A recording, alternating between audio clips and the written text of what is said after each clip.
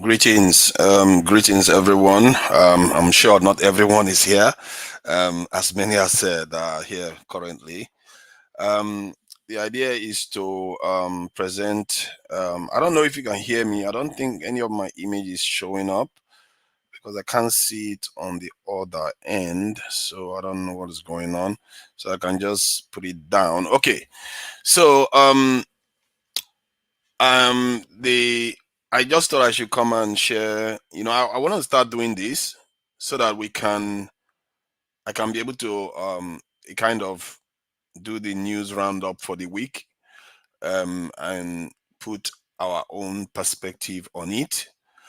Because I tend to find that we cover news, Nigerian news mostly, and but we don't tend to cover other areas. What is going on around the world, and I just thought I should, just see what other people are interested in it, so that I can be covering what is going on around the world, because we have to have our own perspectives on these things, and because it's important that we are able to show our people some of the news in our own with from our own point of view, because what we tend to see so far, especially on the local news channels, they have their own interests. There are certain things they are not allowed to say, but people are all online, like me. I'm not that kind of shackled by the the rules that, and all the pressures that news channels face.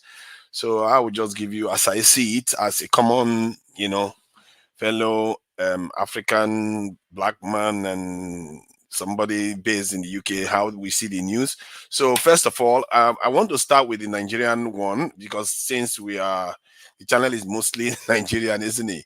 So clearly, this week one of the top headlines was about the fuel price hike. As you can see, fuel price has now hit 1,030 naira.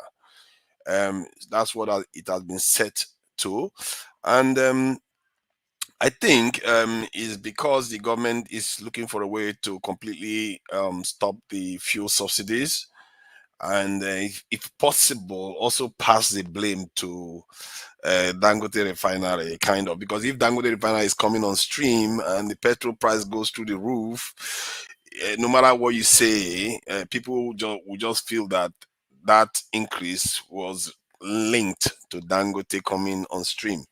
So Nigerians are facing the pressure now. um I really, from my point of view, this is why it's good to be doing this roundup. um this fuel price increase shouldn't have happened at this stage. And even if you wanted to take the fuel subsidy off, which there's a good argument for it, if you have somewhere else to put the money so that Nigerians can gain from it, there's a good argument to remove the subsidies. Like, if you take the subsidies out and use that financial room that you've created to invest in manufacturing, to invest in electricity, to invest in security, which is the most important, you can see you can get a lot more back from that. So removing the fuel subsidy is not bad in itself. However, what they've done with the money is nobody knows. They just pass the money to the governors, and everybody share their share. Everybody sharing their share. That's the thing they do in Nigeria, and everybody wants to share their share. And then you have this situation where um, then they went and floated the currency again. So by floating the currency, they have to restore the subsidies, because when they floated the currency, the petrol price would have gone too far high. That it would have been too much for anybody to bear. I think it would have gone up about 5, 6, 7 times in within a couple of weeks. That would have been too much, and Nigerians would have tore the whole place down. So they had to restore the subsidy. For over a year, they were paying the subsidies and passed it to NNPC. The NNPC now that has now raised fuel price. So the reason why they are raising the fuel price, so they don't have to be subsidizing anymore. So now the price is gone up. Now they've raised it up. I don't think it's high enough yet. It still needs to go a little bit higher to catch up with proper international price. I think this is as close as they come actually. Because I don't think it's $1 to 1 liter at this stage. So I think this is just about the right price for petrol in Nigeria. So that's what they are doing, and that's what they've done. And Nigerians are not liking it at all. However, I think if Dangote Refinery carries on selling crude, and Nigeria keeps exchanging, crude with Dangote in naira, because Nigeria doesn't, the demand for the dollar will reduce. We hope it reduces. If the demand for the dollar reduces, the Nigerian currency will appreciate. And if the Nigerian currency appreciates, guess what's going to happen? The Nigerian currency, this in the price of this petrol will come down. Hey, hello there. Chilani, how are you? Thank you for joining us. I don't know who you are. Thank you for joining us. Yeah, I'm going to be covering international news. You appear to be someone from somewhere else. Yeah, and who is this? Who is that? Oh, send support and one man. Okay, good. All right, so I want to carry on with this. Let me see. So that's the for the fuel price increase matter in Nigeria. And I wanted to cover one more area.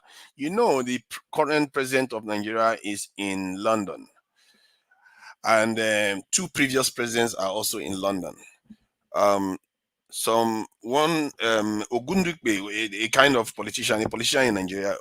His name is Ogundikbe, and he said the president went to London because he doesn't want political interference in his. Let me see if I can find the news here. This one is of this thing. Let me see. Tinubu. That was quite funny because he said he doesn't want to be disturbed. He doesn't want to have that's it there. So I don't know if you can see it. He says Tinubu's UK trip is to avoid political interference in cabinet reshuffle.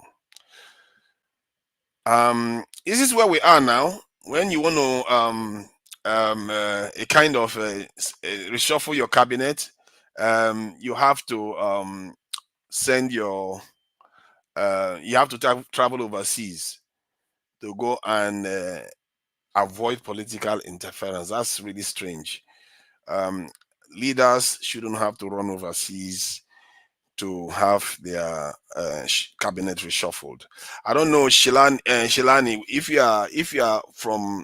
you are non-African, you can see that this is unreasonable behavior. Is it too much to ask from our leaders not to travel to foreign countries before they do anything? It's like they just go there and live there. They are not governing for their people. You wonder, this is why they can't even relate to their people. You run overseas because you want to reshuffle your cabinet. Is that how it is done? So if you are not African, do you have similar problems with your leaders, where your leaders run overseas and for the slightest reason? Sometimes for healthcare, sometimes for they want to kind of have a meeting, just to have a meeting. Sometimes they run overseas from African, like Nigeria now, they will leave and go overseas to have a meeting. You get that. I don't know whether that is similar to other countries that the country you are from. I'm African. I'm from Somalia. Yours, oh no, I thought my hours was bad. Yours, my condolences. My condolences to you, Shilani. My condolences to you. Clearly, Somalia has got a lot of trouble on its hands. I was thinking maybe you are Middle Eastern, North African, European, somewhere else. But Somalia, no. My condolences. I feel your pain. So Somalia has more trouble than Nigeria. I can tell you that. Yeah, but it's not funny when our leaders are not making good decisions for us, is it? Somalia is it's a good example of it, because Somalia is one tribe, one race, that's one religion, one everything, and still their leaders can't make good decisions for them. So it's something that we have to guard against. I really hope we do better for our people, especially on the continent. I don't know why our leaders on the continent are terrible at making decisions for their people. They are really terrible at it. Horrible, horrible set of people. Okay, good. That is that. So this is an issue that we Africans we tend to do a lot, where our leaders travel overseas and our people don't even have any say on what they go out there to go and do. So yeah, that is that on the president being overseas for this week, and his wife. I think his wife is this is his wife, Mrs. I don't know what her title is. I hope she's got a title. I think she's the first lady for sure. Mrs. Remi Tinubu. Um, she says, my husband's government not responsible for hardship in Nigeria. Nice. Eh? Removing the fuel subsidies and floating the currency is not what triggered all these problems. Eh? Yeah, it's not as for the hardship. All he had to do was increase the this thing, the our crude oil production, improve security, and allow Dangote to come on stream. Nigeria will be flowing in cash right now. He just had to go and mess with the wrong side of the engine, and now the whole economy is suffering with high inflation, high cost of living, high cost of energy, barely any power supply. It's just where his priority should have been is not where he went. He went to meddle with something that didn't need to be meddled with. Not that much anyway. He could have just taken fuel subsidy off and let the currency be. And that should be enough to keep us stable until Dangote refinery comes on stream. Yeah. So yeah, Mechilani is quite interesting because I think I heard about Somalia. The last time I heard about Somalia, Somalia is up to one of his mischief again. They went and brought the Turkish to come and intimidate Ethiopia. It's like I don't understand, man. You guys should chill out in that region. Ethiopia is the heavyweight in East Africa. Is the heavyweight, undisputed heavyweight. And how can you bench your heavyweight in that region? And you are all poorer for it. The last 30, 40 years hasn't taught us a lesson. We Africans, we don't learn. No. We are stubborn people. We do not learn any lessons at all. Instead, you go and bring foreigners that are enjoying more than you to come and help fight your brother. Nigeria is the same mumu. That type of mumu behavior. You can't make it up. Those foreigners that are enjoying money. Have you been to Istanbul Airport? Istanbul Airport is one of the best in the world. Like, super. I've not been there, but everything everybody is saying about it is like it's one of the best. It's well done. And we that are managing to get our acts together, you go and call them to come and fight your brother. Come on. You can't figure. This is why I say our leaders are terrible. You can't figure out the way to have a negotiation to meet minds, given how bad things are for us. You can't figure out the way to talk to your brother in Ethiopia. Even Ethiopia, you can't figure out the way to talk to Somalia. This type of things we are doing is not helping our people. This type of people, I don't know how they end up in office. I really don't know. They can't make good decisions for their people. This is what we are talking about. Look at Nigeria, the same thing. This one is saying that their husband is not responsible for it. Who is responsible? Our husband literally told us to hold him responsible. President Tinubu, for all his faults, he said that himself. He said, hold me responsible. Do not feel sorry for me. I'm responsible for anything that happens under my government. I am responsible. And he wants people to hold him responsible. And his own wife is saying, no, no, no, no, no, he's not responsible for it. That's not how it works. Yeah, you have to be held accountable when you're in office for all that happens under your watch, especially things that you deliberately instituted. You can't run away from your record. So yeah, that is that for Nigeria. One of the issues in Nigeria. There is also this matter of a lot of Africans are stuck in the Middle East. A lot of Africans are stuck in the Middle East. Let me see what Chilani is saying. I think it's because Ethiopia is trying to go against Somalia's sovereignty.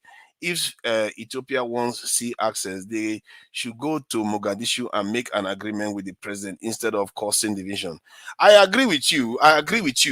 I think the reason why Somalia did what they did is because they have seen that the leader in Mogadishu now is so pro-American, and because he's so pro-American, he's going to be pro Egypt, and if he's pro-Egypt, he's not going to want to give them access to the sea, and that's probably why he knows that, because I think every time you hear some Somalis that argue on behalf of the president talk about this, they will say, why does this thing, what was the name, Ethiopia not just accept like a seaport, not just a seaport in Somalia, but not access to the sea properly, that they can just pay for, for the seaport, and like kind of rental really.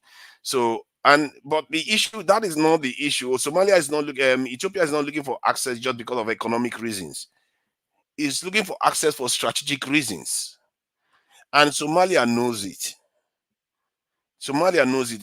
Somalia can, if you bench, the point is that if you think about it from the strategic point of view, if you bench your biggest asset, you are all going to be poorer for it. There is no other two ways to look at it. At least that's the way I look at it from my end. Because so far we've been doing it. Look at where it's gotten us now. Look at Somalia. Look at Ethiopia. They are all suffering.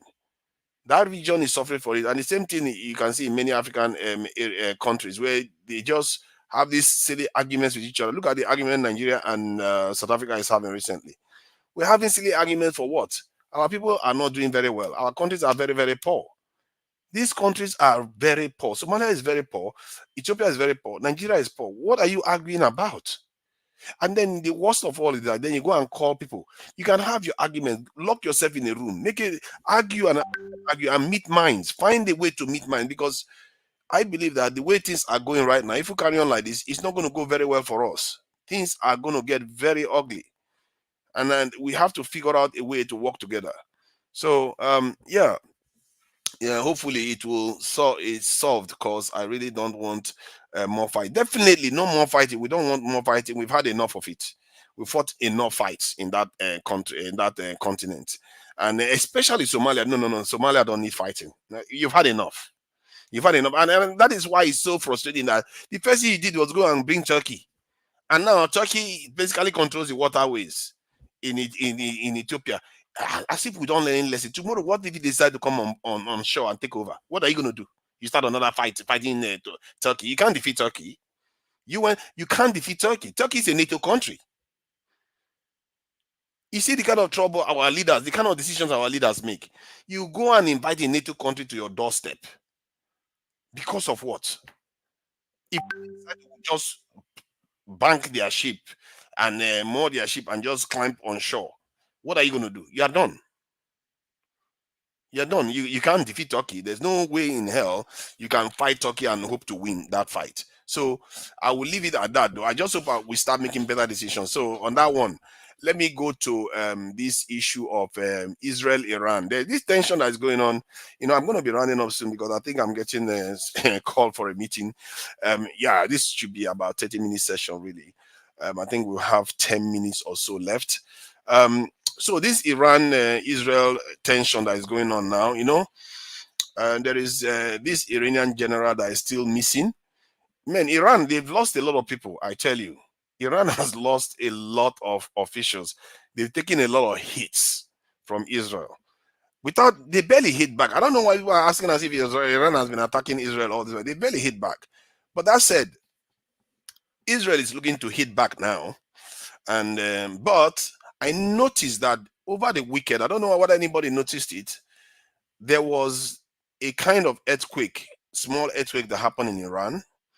Some people are suspicious that it's not an earthquake, that is a nuclear weapons test, that is not an earthquake. And since then, that is how many days ago? Israel has not responded. I thought Israel would not respond to the rocket attack within 2 to 3 days. Since then, Israel hasn't responded, and it appears America is seriously negotiating behind the scenes, because this is a big thing. Anybody that hears this is a very big thing, because if Iran comes out openly to say they've got nuclear weapons, do you know why it's a big thing and it's going to be a big problem for the West? Because Saudi Arabia want to go nuclear. And just today, I was seeing a report that says even Turkey is thinking of going nuclear too. And if Turkey goes nuclear, guess what? Maybe Egypt will want to go nuclear too. Maybe because Egypt is going nuclear, Nigeria wants to go nuclear too. You see the madness that this whole thing could this cause. This conflict is getting out of control. It's getting completely out of control, and maybe that is the biggest. If Iran goes, if let's say Iran has tested nuclear weapons, that over the weekend. Let's say they did that. Do you know what that means? It means that they have a leverage over America now. America has to kind of beg them not to come out openly with it. Because if they come out openly with it, Saudi Arabia will go and get nuclear weapons. Because the reason why Saudi Arabia doesn't have nuclear weapons right now is because Israel hasn't said that they have nuclear weapons. Because if Israel come out openly and say we have nuclear weapons, Saudi Arabia will have to get it. And if this thing this is what they call them, Iran decides to come out openly, that's going to be a big problem for the West. The West will have, you remember, the West will have to tell all this his friends, stop, please, stop, don't get nuclear weapons. Iran has got it, but still, don't get it. You are my friend now. No, Saudi Arabia is America's friend. Turkey is part of it too. Egypt is America's friend, and all of them will want to go nuclear. That is a big headache for America, and America will have to negotiate with Iran because of this. There's no other alternative. I said it when I was speaking to some Israelis that I was having a conversation with. I told them, all these things that you are doing right now, you don't know. The consequences are getting worse and worse and worse. I remember in the 90s when we were having meetings with Arafat and all the rest. It's like things were just like they were not serious to give them peace deal. They will say Palestinians reject the peace deal. If they rejected the peace deal, bring it again and let us see whether they reject it. Every time they will say they rejected it. Why do they always say that stuff? And people just listen to them say they rejected peace deal. They rejected peace deal. If they rejected peace deal, then where did you put it? Is it still available? Bring it, let's see it. The deal is not there. You bring it out 1 second and you take it back again. You bring it out, you take it back and you say they rejected it. They didn't reject anything. You don't want to give them freedom. Just come out openly and say it. So that is just getting worse over and over again, because I remember some officials during that time, when the peace deal failed or the peace talks started failing, they kept saying this thing will get worse. So all this stuff you people are doing now, when this peace process fails, it will get worse. It will keep getting worse. And that's exactly what has happened since the 90s. Then they were not even firing rockets. There were no rockets at all. Israel went and built a wall. Oh, now rockets start flying. Now underground tunnels start coming in. All kinds of craziness. Now we are talking about nuclear weapons on top of it. It's getting worse and worse and worse. This is why sometimes when you have chance to have peace, take it. Take it. Doesn't mean you shouldn't prepare for war, but take it. You don't want to be fighting all the time. And that's what Israel has gotten themselves into. And in a way, you can hold to an extent Netanyahu to this thing responsible for this, because this man has been in the middle of all the peace processes and he's always there to set it ablaze. And he said it himself. It's not like he's hiding it. I wish I could play the video. I don't have a lot of time because we have about 5 minutes to round up. He said it himself, that he was the one that torpedoed the what is the peace deal, the peace process again. I've forgotten his name. UFC. Nice for joining us. Thank you for joining us, UFC. So yeah, like, share, subscribe, please. This is just the news roundup. As you can see, I also have this sign that I put on the top right hand side. It's like to indicate the kind of conversations we're having. Children can be able to join us. They can watch this, but when we are having more robust conversations, I'll put a different rating there, depending on the kind of conversation. If I'm having someone like I Can Fire there, definitely to be 18 plus. 18 plus plus plus. That's what you have there if I Can Fire is about to show up. So that is what we are going to do. Regarding the the conflict, let's go back to it. So all this is because they don't want to hand over land to the Palestinians. For the life of me, I don't know why that is such a big deal. Give them their freedom. You don't want to let them go. You don't want to let them stay. You want them to stay as captives. What kind of situation is this? And America that should know better leaves. It just wants the situation to remain like that. It's like it's a no-brainer. Sometimes leaderships in this world is quite strange the way they behave.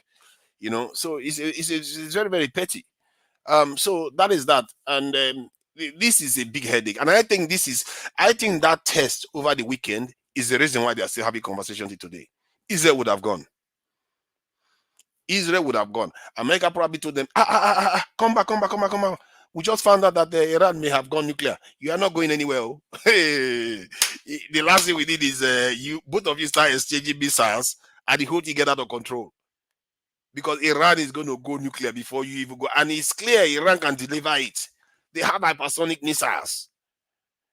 You can't keep behaving belligerent like this.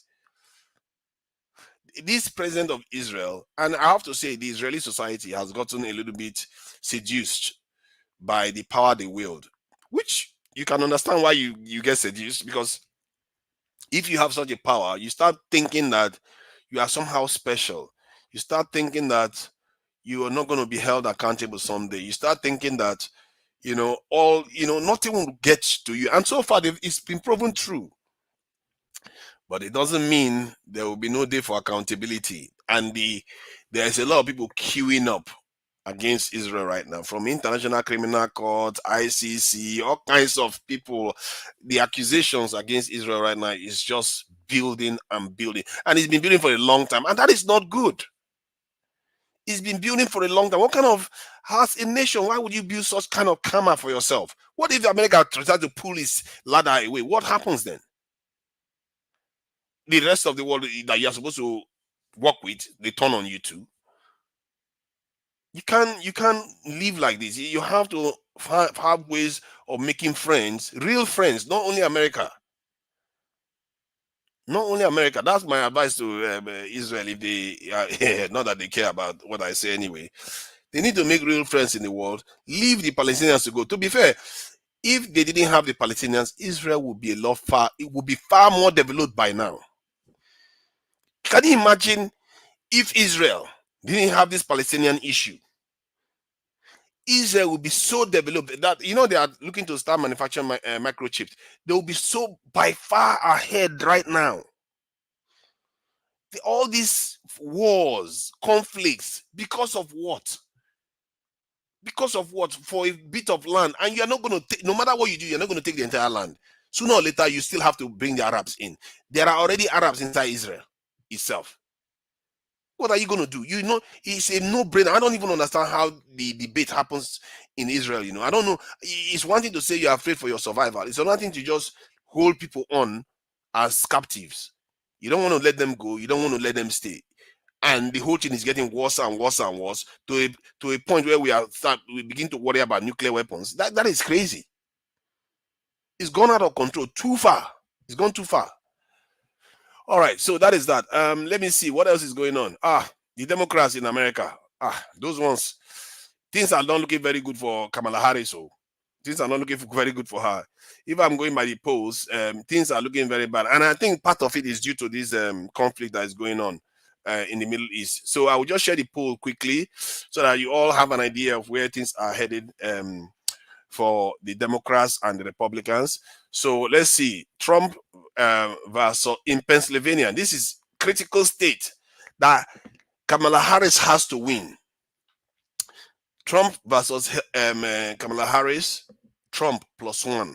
You see, whenever you see Trump +1 in your head, just add Trump +3, because you know how people are. They will not tell you they're not going to vote against them. They're going to vote for Kamala Harris, but in reality, they may not even go out, or they may not even care about voting for her at all. And even this one, Michigan, Kamala Harris +2.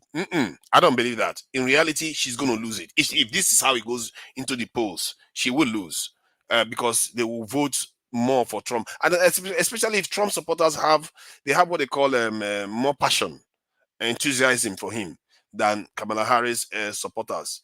So they will come out to vote more. These polls are not good. These are deadly polls. And the thing is, she cannot afford to lose one of them. These two, she cannot afford to lose Michigan or this thing, this in Pennsylvania. You can't. If you lose those, forget it. I don't think she's going to win Arizona. I really don't see her winning Arizona at all. Not with this conflict going on in the Middle East. If this conflict goes on in the Middle East, where it's going to put a chill in everything this Harris government represents.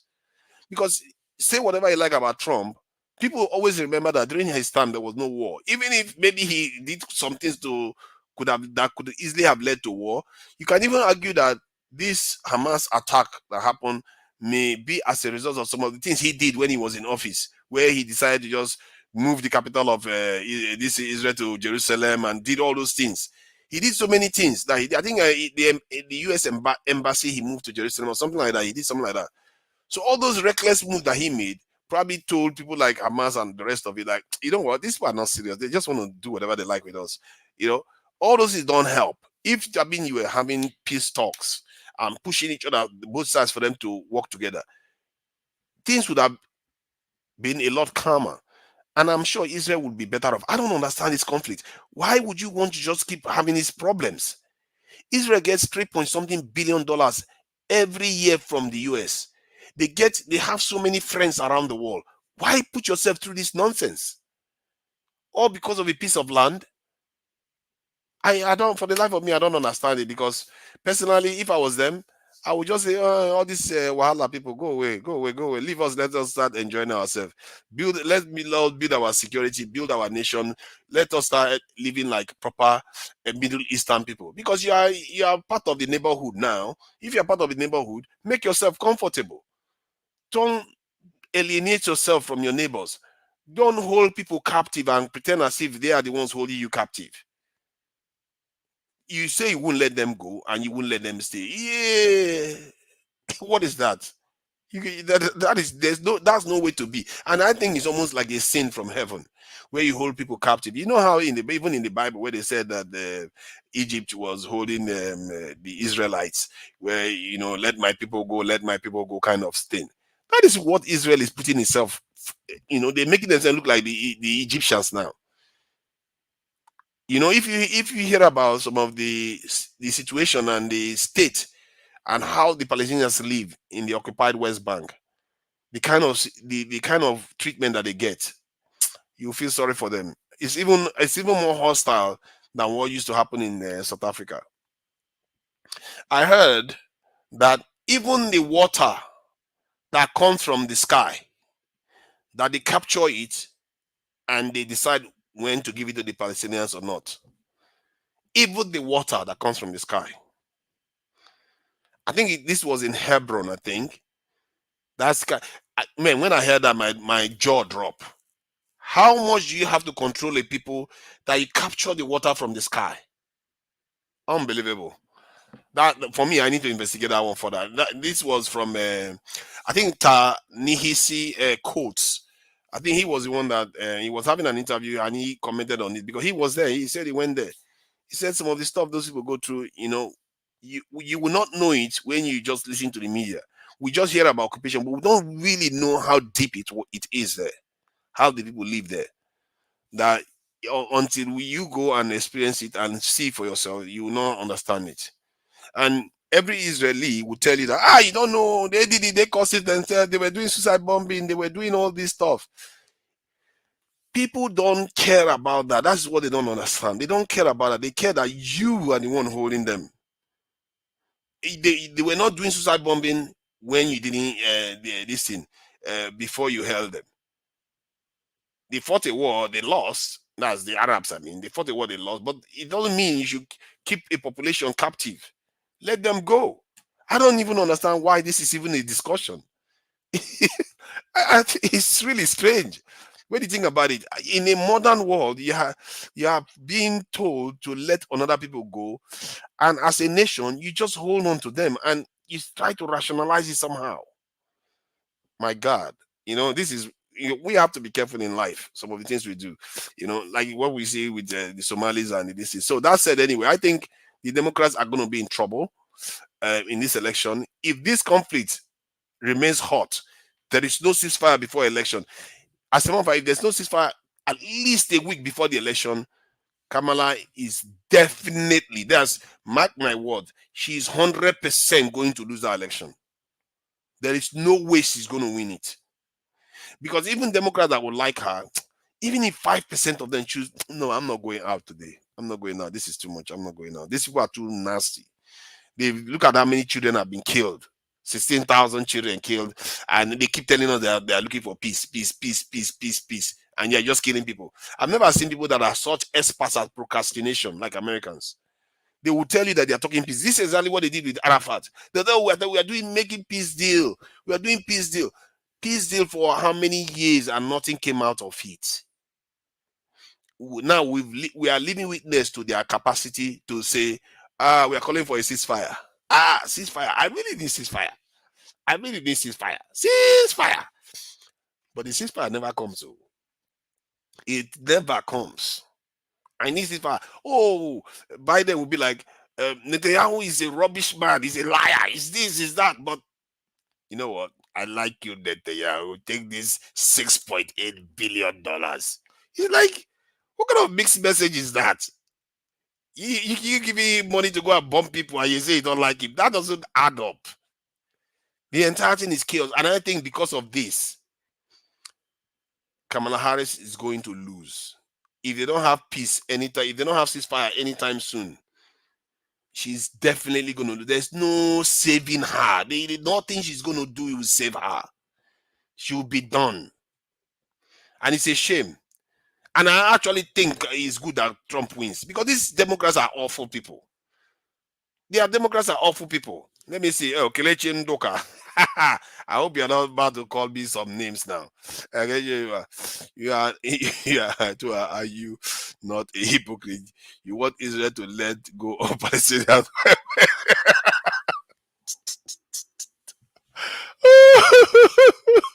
What are you talking about? You are not under occupation, eh? I can't believe you came up with this one. I can't believe you came up with this one, Doka. You are not under occupation. You know what the difference is? Palestinians cannot vote in Israel. You can vote in Nigeria.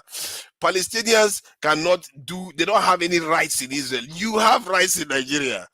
Palestinian land is being taken from them. Nobody's taking your land from you. There is a big, big difference between both. You see what I mean?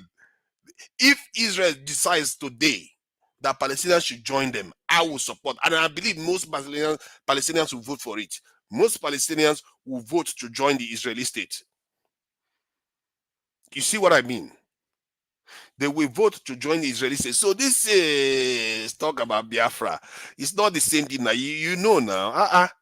You know, this is the Igbo people have access to do whatever they like in Nigeria. As a matter of fact, they do. They are everywhere in Nigeria. You know, Southeasterners are the most business-oriented people. They do business in every part of the country. They have access to whatever they want. They can vote. They can do whatever they want. It's very different. Southeast is one of the most homogeneous areas in Nigeria, actually, in terms of foreigners coming to live in different areas. The Southeast is the most homogeneous. You guys have peace from that point of view. You don't have foreign other tribes coming to live in the Southeast as much. You see what I mean? So it's basically almost the opposite. Although I understand the idea that Biafra wanted to leave and they stopped them from leaving. I understand that is similar in that sense.